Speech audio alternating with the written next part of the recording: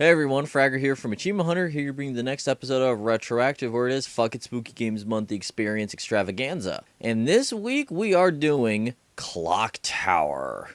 Technically this is Clock Tower 2, because there was an original one that was only released in Japan, which was called Clock Tower.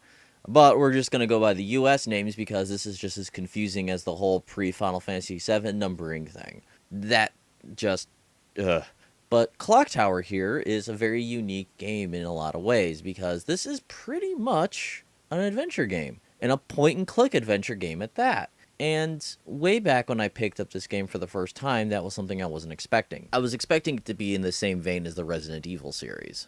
Clock Tower as a story is very weird because it mainly revolves around the events of people from the first game, but spoken in a more nebulous sense. Like, something happened last year with the Scissor Man, he killed some people are freaked out, and what ends up happening is a little bit after this starts, the Scissor Man descends on people. Now, what makes this a little more unique is, depending on how you act in the prologue with who you talk to and whatnot, is who you play as.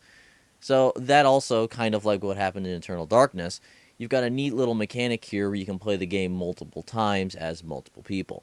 Now, the more and more you play this game, of course, more and more things are going to be unraveled, and you're going to learn more about what's actually going on. What I really feel sets Clock Tower apart from most point-and-click adventure games, especially in the horror genre, is the actual sense of dread when you're in the scenarios, because this game is set up as prologue, intermission, then scenarios, and there's intermissions between the scenarios.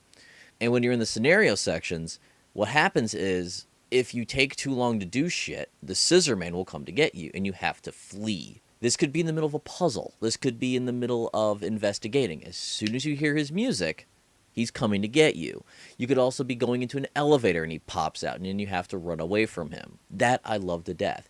You don't see shit like that in a lot of adventure games. The only game I can think of that does something even close to that is the timed responses that are filtered throughout the Walking Dead game by Telltale. But, like I say for most of these, if you really want to know what's going on in this game, you really need to play it. And this is one of those very few games that, I say it all the time, go out and play it. Seriously, go out and play this game. All the Clock Tower games are pretty fantastic.